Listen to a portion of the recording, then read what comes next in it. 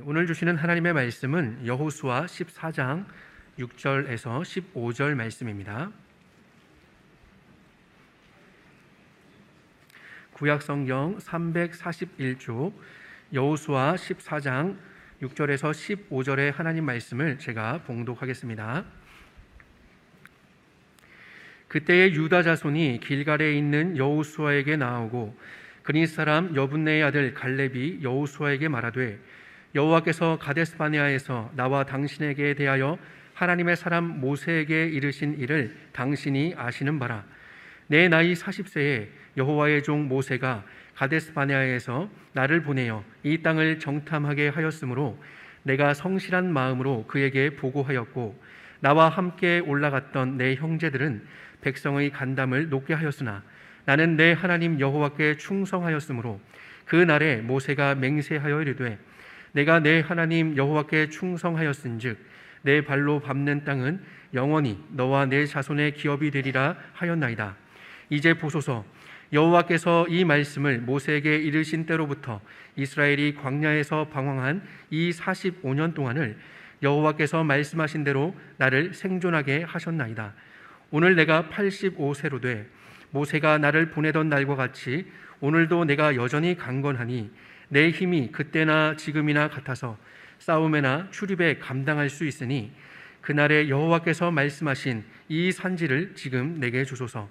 당신도 그날에 들으셨거니와 그곳에는 아낙 사람이 있고 그 성읍들은 크고 견고할지라도 여호와께서 나와 함께 하시면 내가 여호와께서 말씀하신 대로 그들을 쫓아내리이다 하니 여호수아가 여분네의 아들 갈렙을 위하여 축복하고 헤브론을 그에게 주어 기업을 삼게 하매 헤브론이 그니스 사람 여분네의 아들 갈렙의 기업이 되어 오늘까지 이르렀으니 이는 그가 이스라엘의 하나님 여호와를 온전히 좇았음이라.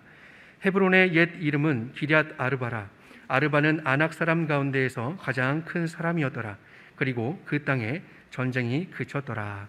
아멘. 일기예보를 보니까 이제 오는 주일까지 일주일 동안은 계속 비더라고요. 일주일 동안 계속 비가 온다고 하는데, 너무 우울해하지 마시고요. 비 오는 날에도 우리 하나님은 여전히 계시고 여전히 그 얼굴을 우리를 향하고 계시니까 우리 주님 바라보면서 또 우울함도 또 떨쳐내고 빛 속에서 또 은혜를 또 누리실 수 있기를 바랍니다. 1517년 마틴 루터가 로마 천주교회의 그 면죄부 판매 오류를 지적한 95개조의 반박문을 비텐베르그성 교회 대문에 게시함으로써 종교개혁이 시작되었죠. 그래서 대다수의 사람들은 종교개혁하면 마틴 루터 하면 종교개혁의 위대한 선봉으로 그렇게 생각을 하곤 합니다. 맞는 말이죠. 그런데 우리가 하나 간과해서는 안 되는 중요한 사실이 있습니다.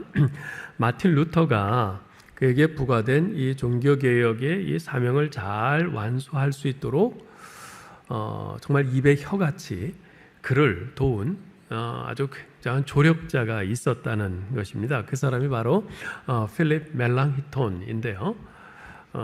여러분 지금 스크린에 보시는 저분입니다. 이제 오른쪽이 마틴 루터, 왼쪽이 이제 멜랑히톤인데 아주 굉장히 날카롭게 생겼죠. 천재처럼 이렇게 보이기도 하는데요. 이 멜랑히톤은 이 종교개혁의 선구자인 마틴 루터보다는 한 13년 이렇게 연배가 아래이긴 하지만 아주 굉장히 절친한 친구이자 동역자였습니다. 이 마틴 루터는요, 영감을 받으면 곧장 이렇게 행동하는 분이에요. 이 마틴 루터도 굉장히 뛰어난 이제 그런 분이지만 이분은 진짜 영감을 받으면 행동으로 가요. 그런 중세 로마 캐톨릭의 잘못된 점들을 보고 이건 아니다, 이건 성경적으로 틀렸다 판단되면 즉시 행동으로 옮겼어요. 근데 그렇게 마틴 루터가 종교개혁의 동기를 부여하고 일단 일을 벌이면 그에 대해서 성경적이고 이론적이고 신학적인 토대를 구축해서 그것을 교리로 정리하고 집대성함으로써 뒤를 받쳐주었던 사람이 바로 멜랑히톤이었습니다. 이 멜랑히톤 이분은 아주 천재적인 신학자이자 아주 꼼꼼한 이론가였는데요. 어쩌면 멜랑히톤이 없었다면 마틴 루터의 종교개혁은 성공하지 못했을지도 모른다, 이렇게 말하는 학자도 있습니다. 그런데 대부분 이제 마틴 루터는 뭐 대부분 다 잘 아는데 그에 비해서 이 멜랑히토는 마틴 루터의 빛의 명성에 가려져서 알지 못하는 사람들이 많죠. 이처럼 역사 속에는요, 위대한 어떤 사람의 그늘에 가려져서 못 사람들의 주목을 별로 받지 못하는 그런 위대한 분들, 훌륭한 분들이 참 많습니다. 성경에도 그런 분들이 많이 나오는데요. 그 대표적인 사람이 바로 위대한 사도 바울에 가려진 바나바이죠. 복음의 도리를 잘 정리하고 기독교 신앙의 체계를 세운 사람이 사도 바울인데요. 근데 그 바울이 그렇게 될 수 있었던 데는 바나바의 역할이 굉장히 컸죠. 그런 바울을 믿어주고 교회 공동체에 소개하고 앞에서 끌어주고 뒤에서 밀어주었던 사람, 적극적으로 후원했던 사람이 바로 바나바였습니다. 그래서 바울이 바울된 데는 이 바나바의 역할이 굉장히 컸습니다. 오늘 본문에 등장하는 갈렙 또한 그런 사람이었습니다. 갈렙은 비록 여호수아의 빛에 가려져서 여호수아서에서 단 3번만 언급될 뿐이지만 그는 여호수아의 조금도 못지않은 위대한 하나님의 사람이었습니다. 자, 그러면 구체적으로 이 갈렙은 어떤 점에서 그렇게 위대한 하나님의 사람이었는가? 그리고 하나님께서는 어떻게 갈렙을 그렇게 갈렙되게 하셨는가? 지금 이것을 오늘 말씀을 통해서 좀 살펴보려고 합니다. 이 갈렙에 대해서 뭐 여러 가지로 뭐 이야기를 할 수 있겠지만 오늘 본문에서 한 3가지 정도를 좀 생각을 해보려고 하는데요. 첫째, 이 갈렙은 이방인이었지만 생의 마지막 순간까지 하나님을 따른 사람이다. 이방인이었지만 생의 마지막 순간까지 하나님을 따른 사람이다. 오늘 본문이 있는 이 14장은요, 이스라엘 각 지파에게 가나안 땅을 나눠주는 내용으로 시작합니다. 우리 1절, 2절을 같이 한번 읽어볼까요? 이것은 이스라엘 자손이 가나안 땅에서 받은 기업 곧 제사장 엘르아살과 눈의 아들 여호수아와 이스라엘 자손 지파의 족장들이 분배한 것이니라. 여호와께서 모세에게 명령하신 대로 그들의 기업을 제비 뽑아 9지파와 반 지파에게 주었으니. 여러분, 각 지파에게 이 가나안 땅을 분배해 주는데 어떤 방식으로 합니까? 제비 뽑기 방식으로 해요. 제비 뽑기. 근데 이 제비 뽑기 방식으로 땅을 나눠준다? 이거 좀 문제가 생기지 않을까? 뭐 이런 우려가 들기도 합니다. 그렇지 않겠어요? 각 지파가 평생 거주하면서 자손 대대로 살 땅을 정하는데 그걸 제비 뽑기로 하다니요. 그러다가 자기 지파 인구는 많은데 잘못 뽑아서 아주 좁은 땅을 뽑게 되면 어떻게 합니까? 제비 뽑기라 하면 그야말로 복불복, 요행에 기대는 것 아니겠어요? 그보다는 차라리 각 지파의 인구가 얼마나 되는지에 대해서 이미 파악해 놓은 상황이니까 분배할 땅의 크기만 적절히 조절해서 각 지파의 규모에 맞게 분배해 주는 것이 훨씬 합리적이고 문제도 덜 생기고 모두가 수긍할 수 있는 그런 방법 아니겠어요? 근데 어째서 하나님께서는 굳이 제비 뽑기로 땅을 분배하라고 하신 것일까요? 그 까닭은요, 제비 뽑기는 하나님의 주권과 은혜의 원리를 담고 있는 방식이기 때문에 그렇습니다. 하나님께서 제비 뽑기로 하라 그러실 때는 이 땅을 각 지파에게 허락하시는 이 하나님의 주권 그리고 하나님의 은혜, 그것을 알게 하시기 위함입니다. 즉 제비 뽑기를 할 때요, 우리는 어떤 지파가 어떤 땅에 뽑을지 전혀 알지 못합니다. 그러나 제비뽑기로 뽑은 그 땅은 작든 크든 좋은 땅이든 험악한 땅이든 하나님께서 당신의 백성을 향한 선하시고 거룩하시고 온전한 뜻 가운데서 주권적으로 그리고 은혜로 그 지파에게 땅을 주시는 겁니다. 따라서 이 제비뽑기로 땅을 분배받게 되면 각 지파는 하나님, 저희에게 약속하신 대로 기업을 주심을 감사합니다. 주님께서 거룩하신 뜻 가운데 우리에게 은혜를 주신 이 땅에서 우리 주님 사랑하면서 주님 말씀에 순종하며 살겠습니다 하면서 감사의 고백을 하는 거죠. 이렇게 제비뽑기를 하라고 하시는 것은 이것을, 이 땅을 주시는 분이 하나님이시다. 이 땅이 다 하나님의 것인데 하나님께서 은혜로 각 지파에게 적절하게 주시는 것이다. 하나님께서 절대 주권으로 그렇게 하시는 것이니 너희는 그 땅에서 여호와 하나님께 감사하면서 이제 하나님의 백성으로서 순종하며 살라. 바로 그거죠. 자, 그런데 그렇게 제비뽑기를 하고 땅을 분배받기 전에 먼저 한 가지 약속이 이루어져야 됐어요. 자, 6절을 읽어볼까요? 그때에 유다 자손이 길갈에 있는 여호수아에게 나오고 그니스 사람 여분네의 아들 갈렙이 여호수아에게 말하되 여호와께서 가데스바네아에서 나와 당신에게 대하여 하나님의 사람 모세에게 이르신 일을 당신이 아시는 바라. 자, 갈렙이 여호수아에게 나와서 45년 묵은 약속을 꺼냅니다. 무슨 약속입니까? 그 내용이 민수기 13장, 14장에 자세히 나와 있는데요. 여러분들 자주 들으셔서 잘 아는 내용입니다. 45년 전에 가데스바네아에서 12명의 정탐꾼들이 가나안 땅을 정탐하고 돌아오죠. 그 중에 10명이 백성들을 낙담케 하는 보고를 합니다. 그 땅의 성읍들은 하나같이 거대하고 그 거민들은 모두 다 거인이고 장대한 용사들이니 우린 결코 그 땅을 차지하지 못할 겁니다. 이거 안 돼요. 그 말을 들은 백성들이 막 낙심해서 웅성웅성거리면서 소란을 떨기 시작합니다. 그래서 갈렙이 일어나서 백성들을 안돈시켜요. 모두 조용히 하시오. 겁먹을 것 없습니다. 우리가 충분히 이길 수 있어요. 그러니 저들을 치러 올라갑시다. 그러나 다른 정탐꾼들은 갈렙의 말에 반박을 하면서 계속 백성들을 낙담시키는 말을 합니다. 안 돼요. 우린 못 이깁니다. 우린 저들 앞에 메뚜기에 불과합니다. 그래서 이번에는 여호수아도 갈렙과 합세해서 백성들을 독려합니다. 무슨 소리입니까? 저들은 우리 밥입니다. 하나님이 우리와 함께 하십니다. 충분히 이길 수 있어요. 두려워하지 말고 올라갑시다.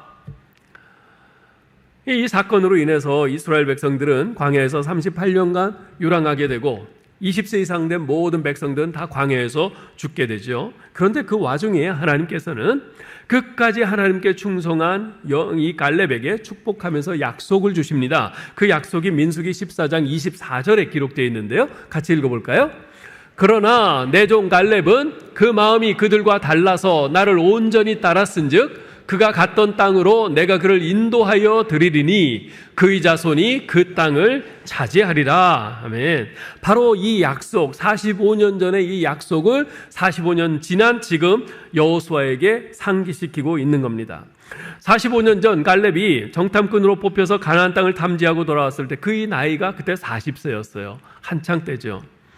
민수기 13장 4절로 15절에 언급된 그 12 정탐꾼들의 명단이 쭉 나오는데요. 거기 보면 갈렙은 유다 지파를 대표하는 사람으로 언급되어 있습니다.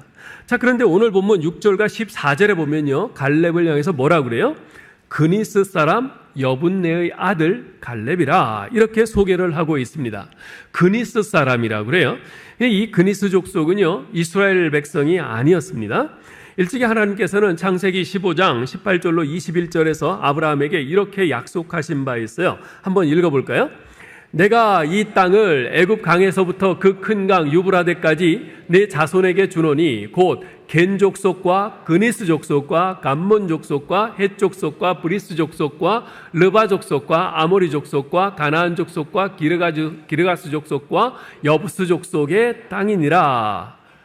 자, 1호 보건데 이 그니스 족속은 이스라엘 백성이 아닌 것이 분명합니다. 오히려 이방인이죠. 이방인이에요. 그렇다면 이 그니스 사람 여분네의 아들 갈렙, 그랬으니까 갈렙 역시 이방인이죠. 네. 자, 그럼에도 불구하고 그는 이스라엘 백성 중 유다 지파의 지휘관이 되었어요. 지휘관이 되었다는 말이 어디 있습니까? 민수기 13장 1절, 2절, 6절에 보면요, 이렇게 기록하고 있습니다. 여호와께서 모세에게 말씀하여 이르시되 사람을 보내어 내가 이스라엘 자손에게 주는 가나안 땅을 정탐하게 하되 그들의 조상의 가문 각 지파 중에서 지휘관 된 자 한 사람씩 보내라. 유다 지파에서는 여분네의 아들 갈렙이요. 12 정탐꾼을 뽑는데 지파에서 그냥 아무나 한 사람 나와 그래서 보낸 것이 아니에요. 그 지파에서 아주 중요한 위치를 차지고 있는 지휘관을 뽑은 거란 말입니다. 그래야지 책임감 있게 그 정탐을 잘할 것 아니겠어요? 자, 여기서 우리가 지금 갖는 의문이 그거죠. 이 갈렙은 분명히 이스라엘 족속이 아니라 그니스 족속, 이방인인데 어떻게 그가 이스라엘 12지파 중에서 그것도 정말 장차 메시아가 나오는 유다 지파에 그렇게 지휘관이 될 수 있었을까 하는 거죠. 사실 그가 어떻게 유다 지파의 지휘관이 되었는지는 알 수 없습니다. 다만 이방인에 대해서 몹시 배타적인 이스라엘 민족 중 한 지파의 지휘관이 되었다는 것은 그저 하루 이틀에 갑자기 될 수는 없는 거죠. 이미 오래 전부터 적어도 그의 아버지 여분네 아니면 그 위 때부터 이스라엘 공동체 속에 녹아 들어가서 그 공동체의 일원으로 그렇게 인정받지 않았겠는가 하는 그런 생각을 해보게 됩니다. 어찌됐건 갈렙은요, 비록 이방인이었으나 그럼에도 불구하고 그는 자기 생의 마지막까지 우리 하나님을 신실하게 따랐습니다. 비록 그의 첫 출발은 이방인으로 출발했지만 그러나 그의 그 출발 이후에 그 마지막 과정은 여호와 하나님을 신실하게 섬기는 충성스러운 하나님의 백성으로서 마치게 되었다는 거죠. 자, 그러한 이방인인 갈렙이 이스라엘의 가나안 땅 시대를 연 가장 위대한 두 명의 지도자 여호수아와 더불어서 그렇게 그 두 명의 위대한 지도자 가운데 한 사람이 되었다는 것은 우리에게 시사해 주는 바가 매우 큽니다. 이를 통해서 하나님께서 그리시는 놀라운 구원 역사의 한 그림을 볼 수 있는 거죠. 그 그림이 뭡니까? 하나님께서는 당신의 구원 역사를 정통 이스라엘의 그 혈통으로만 이어오지 않으셨다는 겁니다. 물론 이스라엘이 하나님의 구원 역사에서 아주 중심축으로서 귀하게 쓰임받은 것은 사실이지만 하나님께서는 이스라엘만 그렇게 구원 역사를 이루는 데 쓰지 않으셨어요. 유대인과 이방인을 구분하지 않으셨어요. 여호수아서는요, 곳곳에서 그러한 사실을 우리에게 잘 보여주고 있죠. 앞서 2장에 등장한 여리고성의 기생 라합이 그러지 않았습니까? 이 라합은 아모리 족속이에요. 멸망받아 마땅한 사람이죠. 그런데 이 라합이 그 이스라엘의 정탐꾼들을 숨겨주고 우리 하나님을 향한 신실한 믿음의 고백을 가짐으로 인해서 그는 구원받았을 뿐만 아니라 장차 메시아이신 예수 그리스도의 조상이 되는 그런 큰 축복까지 얻지 않았습니까? 9장에 나온 기브온 거민들은 어때요? 이 기브온 거민들은 이스라엘이 쳐들어온다는 소식을 듣고 전전긍긍하다가 이스라엘에 항복을 했어요. 물론 위장해서 속이고 그렇게 항복을 했지만 어쨌건 항복을 했어요. 그 항복한 것이 나중에 들켜서 이제 이 기브온 거민들은 이스라엘 백성들 가운데 성전에서 물 깃고 나무 패고 하는 그런 종의 신분으로 이제 그렇게 곁에 붙어서 살게 됐죠. 그렇지만 이 기브온 거민은 어떻게 됩니까? 나중에 이스라엘 역사를 보면 성전에서 그렇게 하나님을 가장 가까이 모셔서 섬기는 그런 귀한 그런 축복을 얻는 그런 사람들이 됐죠. 여러분, 하나님께서는요 결코 사람의 그 출신 성분과 인종과 배경을 따지지 않으십니다. 하나님의 구원 역사의 특징이에요. 우리 하나님께서 하나님의 구원으로 부르시는 사람들은 결코 차별이 없어요. 오래전 제가 미국에 있을 때 The Color of Water, 무색이라는 제목의 책을 읽은 적이 있습니다. 그 책에는 A Black Man's Tribute to His White Mother, 흑인 아들이 백인 어머니에게 헌정합니다라는 이런 부제가 이제 붙어 있는 책인데요. 이 저자인 제임스 맥브라이드라는 이제 사람은 뉴욕 할렘가에서 흑인 목사 아버지와 백인 어머니 사이에서 태어난 흑인 혼혈아였어요. 어머니가 백인이었기 때문에 아무래도 그 사이에서 난 아이는 그 아주 까맣지는 않고 그래도 어느 정도 좀 이렇게 좀 중간 색인데요. 그러니까 그 뉴욕 할렘가가 어떤 곳입니까? 완전히 흑인들만 있는 곳이에요. 흑인들만 있는 곳인데 그곳에서 백인 어머니 밑에서 태어난 혼혈 흑인. 그러니까 이 맥브라이드는 어려서부터 그 동네 친구들로부터 늘 왕따 당하고 하여튼 뭔가 괴롭힘을 다 당했어요.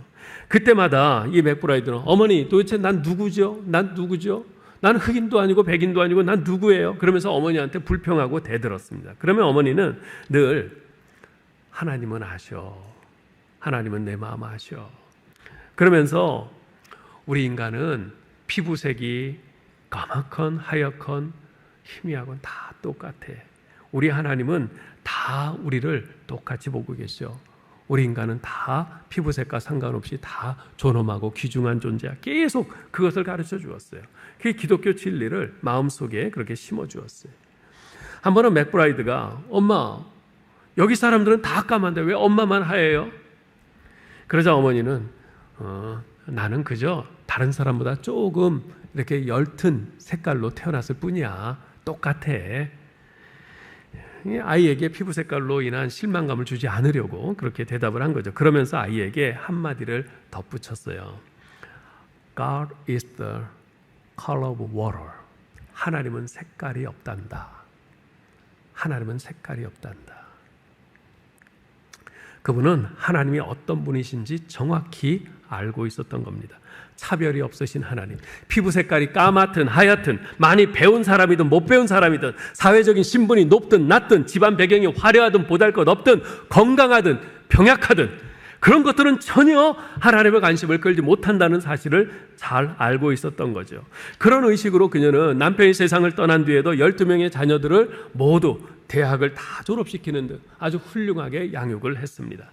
그녀의 자녀들은 어머니의 그런 복음 정신으로 말미암아 그 할렘가라는 그 열악한 환경 속에서도 좌절하지 않고 아주 훌륭하게 다들 성장을 했습니다. 여러분, 우리 하나님은 차별이 없으세요. 사도 바울은요, 갈라디아서 3장 27절 28절에서 이렇게 선언합니다. 같이 읽어볼까요? 누구든지 그리스도와 합하여 세례를 받은 자는 그리스도로 옷 입었느니라. 저희는 유대인이나 헬라인이나 종이나 자주자나 남자나 여자 없이 다 그리스도 예수 안에서 하나이니라. 아멘. 여러분, 이 구절에서요, 이 구절에서 우리가 콕 집어서 주목해서 보아야 될 단어가 뭘까요? 다시 한번 구절 좀 비춰주세요. 이미 노란색으로 표시되어 있는데 누구든지예요. 누구든지. 저 단어가 가장 중요해요. 저는 이 누구든지라는 말이 성경에서 얼마나 좋은지 모르겠어요. 누구든지라는 이 말 안에는요, 어떠한 차별성도 자리하고 있지 않기 때문에 그렇습니다. 누구든지가 다 그렇잖아요. 거기에는 누구는 제외하고가 없잖아요. 하나님은 유대인이라고 해서 더 은혜를 주시거나 헬라인이라고 해서 불이익을 주시거나 그러지 않습니다. 남자라고 해서 더 귀히 여기시거나 여자라고 해서 차별하시거나 그러지 않으세요. 하나님 앞에서는 주인이나 종이나 남자나 여자나 유대인이나 이방인이나 건강한 사람이나 장애인이나 다 똑같은 한 영혼일 뿐입니다. 하나님께서는 어느 민족, 어느 종족, 어느 언어, 어떤 계층, 어떤 신분의 사람이든지 차별하지 않으시기 때문에 그래요. 누구든지 구원자 되시는 예수 그리스도께 나오라는 초청에서 차별당하지 않습니다. 예수 그리스도의 십자가의 보혈은 그 누구라도 거절하지 않고요, 그 누구라도 구원하는 효력이 있기 때문에 그렇습니다. 그러므로 이 누구든지라는 말을 인정하고 받아들이는 사람은 복음을 아는 사람이요, 그렇지 않은 사람은요, 아무리 성경을 달달 꿰뚫고 있다 하더라도 복음을 모르는 사람입니다. 여러분, 오늘 우리가 이 갈렙을 통해서 바로 이 누구든지라고 말씀하시는 우리 하나님께서 이 갈렙을 어떻게 만지시고 그 갈렙을 어떻게 빚으시고 했는지를 알 수 있어요. 이방인으로 시작했지만 유대인들에게 개처럼 취급당하고 그렇게 배척받을 수 있는 사람이지만 하나님께서 그 갈렙에게 다가가시고 그를 만지시고, 그래서 그를 이스라엘 12지파 가운데서 가장 귀한 그 유다 지파의 지휘관으로 세우셨어요. 누구든지 하는 이 은혜가, 하나님의 은혜가 갈렙에게 임한 것이지요. 그리고 이 은혜는 지금 이 자리에 있는 여러분과 저 우리 모두에게도 동일하게 임한 줄 믿습니다. 누구도 하나님의 이 은혜에서 제외된 사람은 없습니다. 우리가 둘째로 생각할 수 있는 것은 이 갈렙은요, 눈앞의 이익보다는 의미를 더 소중히 여긴 사람이다라는 겁니다. 45년 전에 하나님의 약속을 근거로 갈렙은 여호수아에게 땅을 줄 것을 요청을 합니다. 우리 7절로 9절을 같이 읽어볼까요? 내 나이 40세에 여호와의 종 모세가 가데스 바네아에서 나를 보내어 이 땅을 정탐하게 하였으므로 내가 성실한 마음으로 그에게 보고하였고, 나와 함께 올라갔던 내 형제들은 백성의 간담을 높게 하였으나 나는 내 하나님 여호와께 충성하였으므로 그날에 모세가 맹세하여 이르되 네가 내 하나님 여호와께 충성하였은즉 네 발로 밟는 땅은 영원히 너와 네 자손의 기업이 되리라 하였나이다. 45년 전에 그 사건을 소환하는 거예요. 그러면서 갈렙이 요청한 땅이 어디입니까? 헤브론이었어요. 우리 12절과 15절을 읽어봅시다. 그날에 여호와께서 말씀하신 이 산지를 지금 내게 주소서. 당신도 그날에 들으셨거니와 그곳에는 아낙 사람이 있고 그 성읍들은 크고 견고할지라도 여호와께서 나와 함께 하시면 내가 여호와께서 말씀하신 대로 그들을 쫓아내리이다 하니, 헤브론의 옛 이름은 기럇 아르바라. 아르바는 아낙 사람 가운데서 가장 큰 사람이었더라. 그리고 그 땅에 전쟁이 그쳤더라. 자, 이 갈렙이 헤브론 땅, 헤브론 산지를 요청을 했어요. 근데 갈렙이 요청한 이 헤브론 땅은요, 결코 만만한 땅이 아니었습니다. 그곳에 누가 있다고 그랬어요? 아낙 사람, 거인족, 장대한 사람들이 있었어요. 그리고 그 성읍들은 크고 견고했습니다. 자, 그런데 이 갈렙이, 자, 우리가 그 땅에 들어가서 살겠다 그러면 그 사람들 그냥 순수히 내줄까요? 아니에요. 그냥 내줄 리 없습니다. 한바탕 전쟁을 해야 됩니다. 근데 그 땅을 차지하기 위해서 그들과 전쟁을 해야 되는데 그 싸움은 아주 몹시 힘든 싸움이 될 거예요. 왜냐하면 그들은 정말 장대한 민족이고 성읍은 크고 견고하고 그들은 전쟁에 잘 단련된 사람들이거든요. 더군다나 그 성읍은 산 위에 위치해 있잖아요. 따라서 그것을 공략하기 위해서 아래서부터 올라가는 이 군대는 훨씬 더 몇 배의 전력을 동원을 해야 됩니다. 그리고 그 성을 공략하는 과정에서 많은 희생이 예견되죠. 뿐만 아니라 애써 공략해서 그곳을 정복한다 해도 그것은 산지이기 때문에 실제로는 별로 쓸모가 없는 곳입니다. 게다가 갈렙은 이제 나이가 85세 아니겠어요? 자, 한번 생각해 보세요. 그 헤브론 산지보다 훨씬 더 좋고 공략하기도 쉬운 평지의 땅들도 많이 있었고, 만일 이 갈렙이 요청하기만 한다면 줄 거예요. 왜냐하면 어떤 땅이든지 요청하는 대로 준다고 하나님이 약속하셨으니까. 그런데 그렇게 쉽게 얻을 수 있는 그런 땅들이 많음에도 불구하고 어째서 갈렙은 굳이 그 힘든 헤브론 산지를 달라고 한 것일까? 우리가 이것을 잘 생각해 보아야 합니다. 자, 그것은요, 이 헤브론이 경제적인 가치가 얼마나 있는가, 땅값이 얼마나 되는가, 그것이 문제가 아니라 이 헤브론은 이스라엘에게 굉장한 의미를 가지고 있는 땅이라는 거예요. 굉장한 의미를 가지고 있는 땅이에요. 어떤 의미입니까? 헤브론은요, 믿음의 조상 아브라함이 장막을 쳤던 곳입니다. 하나님께서 아브라함에게 대면해서 말씀하셨던 곳이에요. 약속의 땅 가나안에 대해 말씀하신 것도 바로 이곳 헤브론이었어요. 또한 그곳은 아브라함의 아내 사레가 죽은 곳이요, 아브라함이 막벨라구를 포함해서 한때에 밭을 샀던 곳이고 사라의 무덤으로 삼은 곳이에요. 아브라함도 그곳에 묻혔죠. 그것은 아브라함이 자기 생전에 실제로 소유했던 유일한 땅이었습니다. 훗날에 이삭과 리브가 그의 아들 야곱이 묻힌 곳이었을 뿐만 아니라 지금 출애굽한 이스라엘 백성들이 애굽에서 가지고 온 요셉의 유고를 묻을 곳이기도 했습니다. 한마디로 이 헤브론은요, 이스라엘의 위대한 신앙의 조상들이 잠들어 있는 곳이요, 그들의 위대한 신앙의 유산이 묻혀 있는 곳이며 하나님과의 교제와 사랑, 교통이라는 이런 의미가 함축되어 있는 성지였어요. 따라서 가나안에 정착해 살게 될 이스라엘 백성들이 여호와 하나님 신앙을 온전히 회복하기 위해서라도 반드시 탈환해야 할 땅이 바로 이 헤브론이었던 거죠. 자, 그런데 갈렙이 보니까 그 거룩한 언덕, 그 거룩한 산지에 불경한 이방인들이 살고 있는 거예요. 그곳에서 온갖 음란과 그 더러운 일들을 자행하면서 그 땅을 더럽히며 살고 있는 거예요. 그 광경에 갈렙이 너무나 마음이 아팠어요. 믿음의 조상 아브라함이 장사된 땅이 이교도들에 의해서 더럽혀지고 있는 꼴을 도저히 그냥 묵과할 수가 없었던 겁니다. 바로 이 때문에 갈렙은 얻기 쉬운 평지들을 외면하고 바로 이 어려운 헤브론 산지를 요청한 것입니다.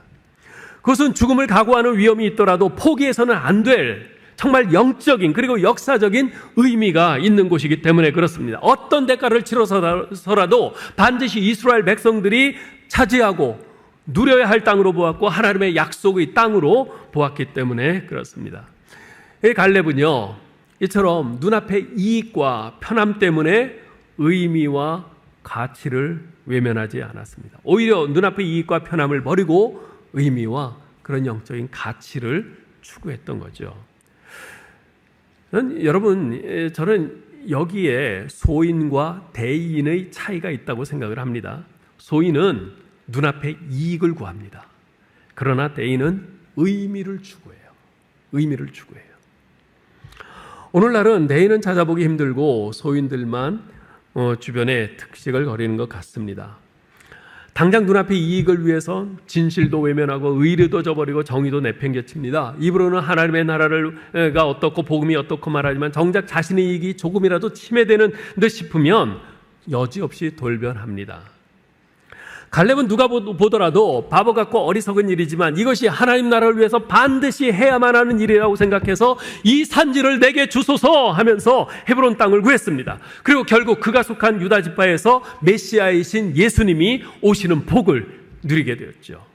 반면에 이스라엘 12지파 가운데 가장 서열 1번인 장자가 누굽니까? 르우벤이잖아요. 르우벤 지파지요.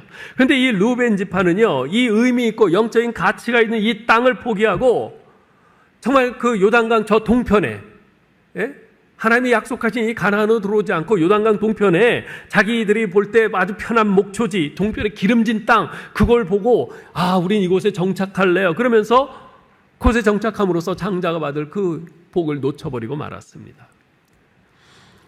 사랑하는 성도 여러분, 우리 인간이 살기에 최고의 환경이 어딜까요? 우리 인류 역사 가운데 우리가 살기에 최고의 환경 어디였을까요? 에덴 동산, 그죠? 에덴 동산만큼 더 좋은 그런 환경이 어디 있어요? 그야말로 유토피아죠. 그런데 여러분, 에덴 동산에서, 그 좋은 에덴 동산에서 인류의 타락이 이루어졌다는 사실을 기억하시기 바랍니다.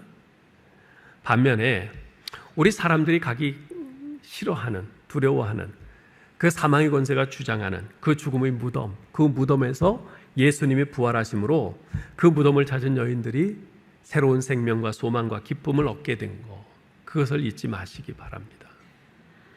여러분, 오늘 우리가 구해야 할 것은요, 잠시 있다 없어질 이 세상에 썩어질 것이 아닙니다. 비록 힘들고 어렵더라도 하나님의 약속의 말씀을 믿고 하나님을 신뢰하며 하나님을 사랑하는 삶을 선택해야 합니다. 그렇지 않으면 아무리 에덴 동산에 있어도 우리는 그곳에서 죄 가운데 타락하고 말아요. 그러나 정말 우리가 하나님의 약속의 말씀을 믿고 하나님을 신뢰하고 하나님 사랑하는 삶을 선택한다면 아무리 주변 환경이 어렵고 사망의 음침한 골짜기를 지나가는 것 같고 무덤 속에 들어가 있는 것 같아도 거기서 우리를 도우시고 우리를 붙드시고 우리를 결국 살아가시고 이끌어 가시는 우리 주님으로 말미암아 우리는 그곳에서도 우리 주님께서 주시는 참된 평안과 안식과 기쁨을 누리게 될 줄 믿습니다. 우리 주님께서 마태복음 6장 33절에서 말씀하셨죠. 너희는 먼저 그의 나라와 그의 의를 구하라. 그의 나라와 그의 의를 구할 때 이 모든 것을 주시는 하나님의 은혜가 우리 가운데 넘칠 것을 믿습니다. 여러분, 교회 좋은 곳이죠. 교회는 좋은 곳이에요. 그런데 교회에 와서 그 세상의 그 썩어질 자리와 권세와 그 명예를 구하는 그런 사람들이 있어요. 그것만큼 어리석은 일이 없습니다. 교회 와서 편한 거, 재미있는 거, 즐거운 거, 자기 하고 싶은 거, 그런 것을 찾는 사람들이 있어요. 그거 정말 바보 같은 일이에요. 그런 거 찾으려면 교회 밖에 딴 데 가셔야 돼요. 교회는 그런 곳이 아닙니다. 교회는 그런 곳이 아니에요. 교회는 예수 그리스도를 믿는 믿음으로 예수 그리스도께서 우리를 사랑하셔서 우리에게 본을 보이신 것처럼 서로 발을 닦아주고 십자가의 정신으로 서로 섬기고 내가 먼저 희생하고 헌신하고 그런 것이 교회입니다. 내 삶에 정말 영적인 가치, 하늘의 것을 사모하는 그런 선택이 있어야 합니다. 비록 장대한 안악자손이 구하는 크고 견고한 성읍이 있더라도 포기해서는 안 될 것이 바로 영적인 가치와 의미인 것이에요. 여러분 한번 꼭 생각하십시오. 어떤 행동을 선택함에 있어서 나는 지금 눈앞의 이익과 편함을 구하고 있는가, 아니면 의미를, 영적인 가치를 추구하고 있는가? 그것을 곰곰이 먼저 생각하실 수 있기를 바랍니다. 한 가지 더 이 갈렙에 대해서 생각할 수 있는 것은요, 이 갈렙은 아주 단순한 믿음의 사람이었어요. 그는 man of simple faith, 아주 단순한 믿음의 사람이었어요. 이 갈렙이 참 아주 정말 위대한 사람이죠. 그런데 그 위대함이 지닌 비밀은 단순함에 있습니다.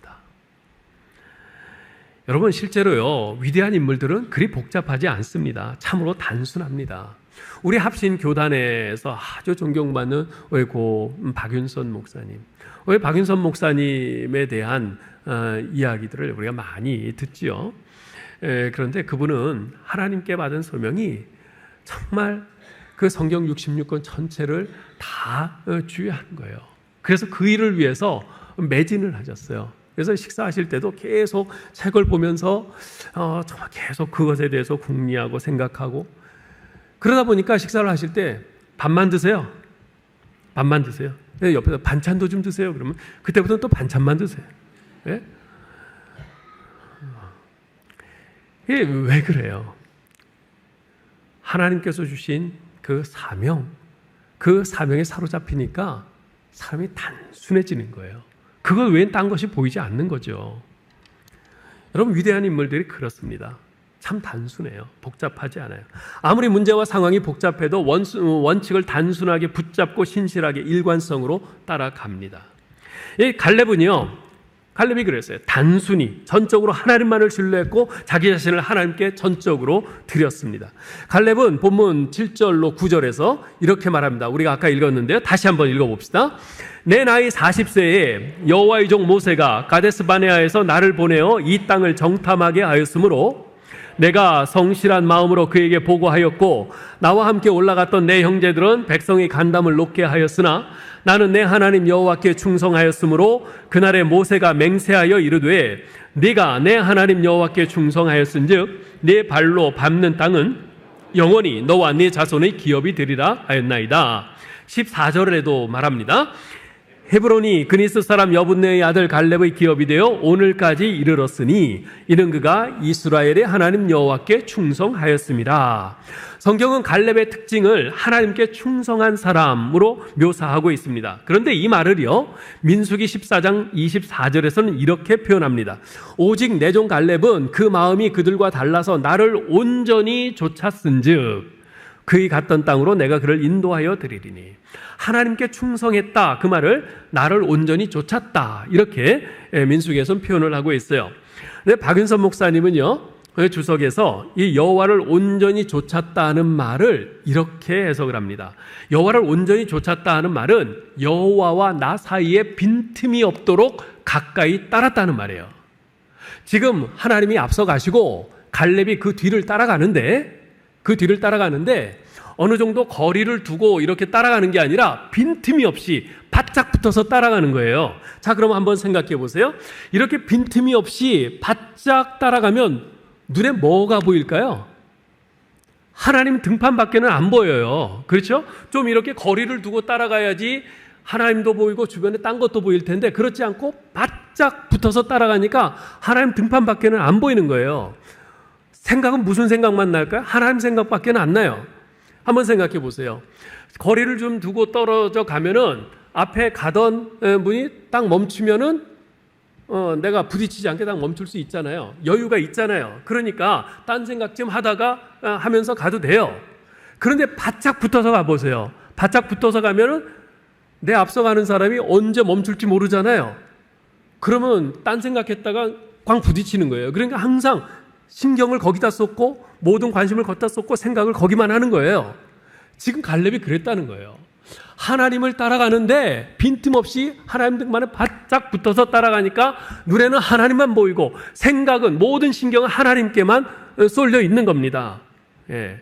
주님 생각 외에는 다른 생각이 나질 않는 거예요. 하나님 등 외에는 다른 게 보이지 않는 거예요. 여러분 세상에서 가장 좋은 생각이 뭔지 아세요? 그것은 바로 하나님에 관한 생각입니다. 왜냐하면 내 안에 하나님에 관한 생각이 가득하면 어떤 염려도 근심도 걱정도 두려움도 나를 침범하지 못하기 때문에 그래요. 예.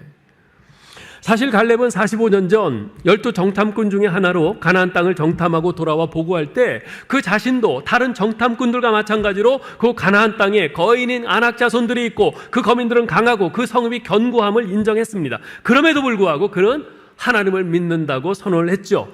당시 민수기 14장 8절에 보면 이렇게 말해요. 여호와께서 우리를 기뻐하시면 그 땅으로 인도하여 들으시고 그 땅을 우리에게 주시리라.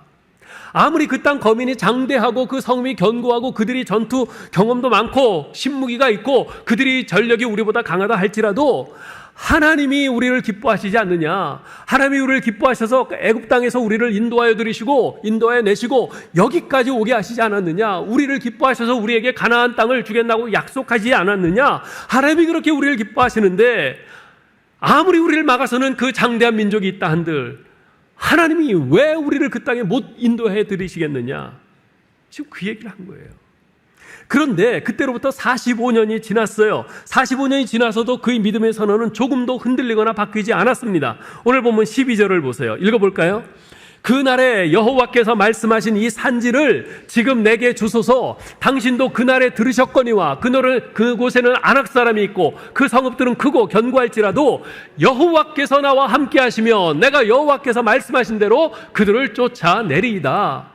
지난 45년 동안도 함께 하신 하나님께서, 그래서 이 가나안 땅까지 들이신 하나님께서 왜 지금도 함께 하시지 않겠느냐? 하나님이 함께 하시는데 아무리 적들이 강하고 성읍이 견고하다 한들 무슨 문제가 되겠느냐? 지금 이 선언을 똑같이 하고 있는 겁니다.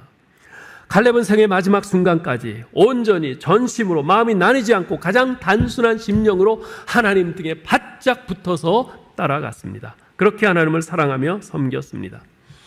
지난 45년간 하나님을 충성스럽게 섬겼고 이제 85세가 되었는데 이는 대부분의 사람들에게는 은퇴할 나이에서 한 10년, 20년 지난 나이였어요. 그러나 갈렙은 아직 끝나지 않았습니다. 그는 여호수아와 더불어서 가나안 정복을 위해서 지난 7년 동안 그 전투에서 앞장서서 그렇게 싸웠고 많은 면류관을 얻었지만 그러나 이제 그는 45년 전에 그가 보았고 주장했던 그 헤브론 땅, 그 땅을 얻음으로써 그의 생의 마지막을 장식하고 싶었어요. 그것을 자신의 삶의 마지막 사명으로 알았습니다. 갈렙은 젊었을 때 가졌던 그 믿음이 늙어서도 흔들리지 않았고요. 주님과 그분의 나라에 대한 비전은 세월의 흐름에 따라 더욱 맑아지고 있었어요. 갈렙이 그렇게 될 수 있었던 데는 지난 45년간 갈렙과 함께하면서 신실하게 하나님의 신실하심을 끊임없이 보여주셨던, 그래서 정말 하나님의 말씀은 하나도 틀린 게 없어, 하나님은 말씀하신 대로 분명히 다 이루실 거야, 하나님은 틀림없는 분이야, 그것을 보여주신 하나님 때문이었어요. 결국에 하나님의 신실하심, 지난 45년간 한 번도 변함없었던, 한 번도 어김없었던 하나님의 그 신실하심이 갈렙으로 하여금 하나님을 더욱더 신뢰하게 만들고 하나님을 향해서 그렇게 충성하게 만들었던 거죠. 사랑하는 여러분, 갈렙의 하나님은 오늘 우리의 하나님이시기도 합니다.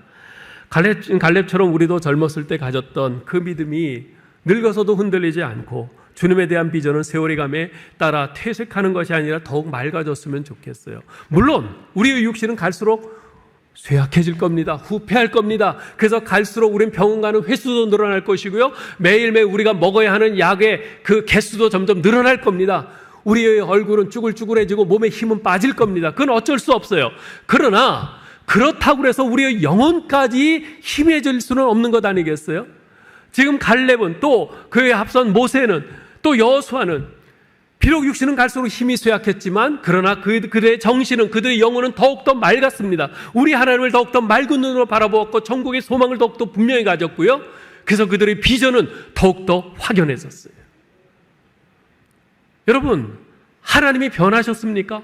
하나님이 모세의 하나님, 여호수아의 하나님, 갈렙의 하나님이시기만 해요? 우리의 하나님은 아니십니까? 아니에요. 하나님은 똑같으세요. 우리의 하나님이시기도 하세요. 갈렙과 모세와 여호수아에게 그렇게 하셨던 하나님께서 오늘 우리에게도 동일하게 그렇게 역사하실 줄 믿습니다. 우리가 우리 하나님을 향한 그 신실한 하나님을 신실하게 의지하고 믿고 우리 하나님을 향해 우리가 등에 바짝 붙어서 우리가 하나님 말씀 붙잡고 따라가기만 한다면 하나님께서는 우리의 육신의 후패함과는 상관없이 우리의 영은 더욱더 맑게 해주실 것이고 천국 소망 더욱 분명하게 해주시고 우리를 그렇게 믿음으로 인도해 주실 줄 믿습니다. 예, 그래야지요. 그렇지 않고 정말 한 해 한 해 세월 지나간다고 해서 옛날이 하면서 옛날에는 이랬는데 옛날엔 좋았는데 우리가 그 타령만 하면서 살 수는 없지 않겠어요? 그죠? 하나님께서 때가 되면 우리를 불러 가실 텐데 우리를 아직 남겨두셨다 하면 우리가 아직 이 땅에서 기도하면서 또 있는 힘으로 이런 거 저런 거 감당하면서 해야 될 사명이 있기 때문에 우리를 남겨두신 거 아니겠어요? 그러니 우리가 그 하나님을 바라보면서 우리 생명호흡 다하는 그 순간까지 더욱더 맑은 영혼으로 우리 하나님 바라보고 하나님 신뢰하고 나아가야 될 줄 믿습니다. 이제 말씀을 맺겠습니다. 며칠 전 79세 된 여성도 한 분이 저를 찾아오셨어요. 그분은 독거노인으로서 나라에서 주는 복지금으로 생활하면서 바느질 품을 팔아 살아가시는 분인데요. 한쪽 눈은 황반변성으로 거의 안 보이는 상태였고 다른 한쪽도 점점 더 악화되어가는 상태였습니다. 그런데 그분이 찾아와서 이제 기도 부탁을 이렇게 하시는데요. 그러면서 헌금 봉투를 하나 내놓는 거예요. 이게 뭔가요? 목사님, 이건 제가 틈틈이 바느질해서 모은 돈이에요. 하나님께 헌금 드리려고요. 그랬어요. 근데 그분 형편이 정말 안 좋거든요. 제가 알아요. 그래서 집사님 이거 헌금하지 마시고요. 집사님 생활 쓰세요. 하나님께서 집사님 마음 다 아시고 이미 기쁘게 받으셨을 겁니다. 근데 그 집사님이 그러세요. 목사님, 제가 이제 뭐 늙어서 음식도 별로 조금밖에 못 먹고 제가 돈 쓸 때 별로 없어요. 나라에서 주는 복지금만으로도 충분합니다. 제가 그럼에도 불구하고 바느질을 하는 것은 하나님께 드릴 헌금 마련하려고 하는 거예요.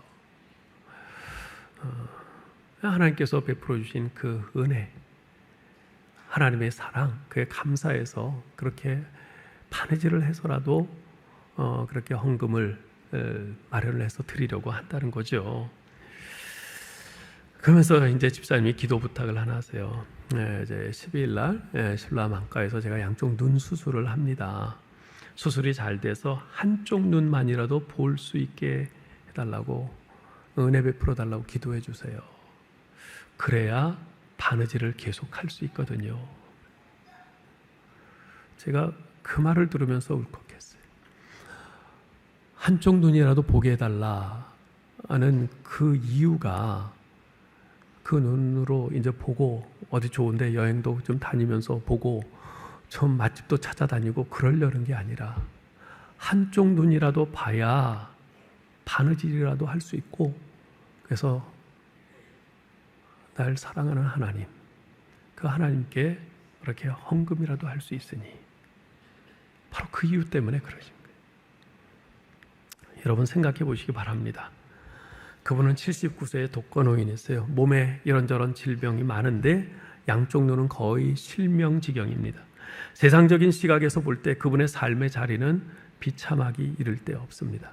그러나 그 집사님은 하나님께서 자신을 두신 그 삶의 자리에서 자기 인생을 불평하고 원망하기보다는 하나님께서 베풀어 주신 은혜에 보답하기 위해 믿음으로 기도하고 믿음으로 바느질을 하면서 하루하루 살아간 거죠.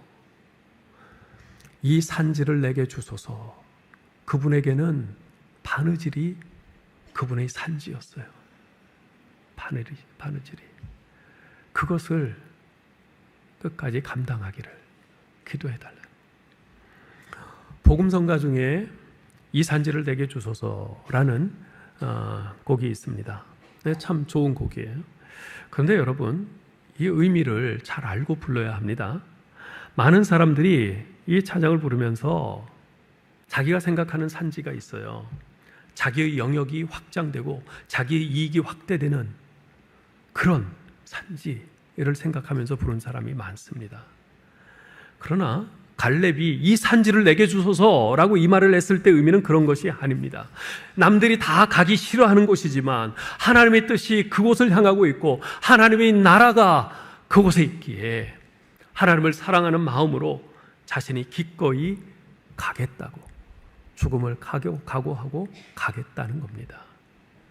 사랑하는 성도 여러분, 아무쪼록 날 위해 십자가에서 생명 내어주신 주님의 은혜에 감사하고 하나님을 사랑하면서 단순한 믿음으로 눈앞의 이익보다는 의미를 추구하는 삶으로 생의 마지막까지 주님을 따르는 저와 여러분 될 수 있기를 주님의 이름으로 축원합니다.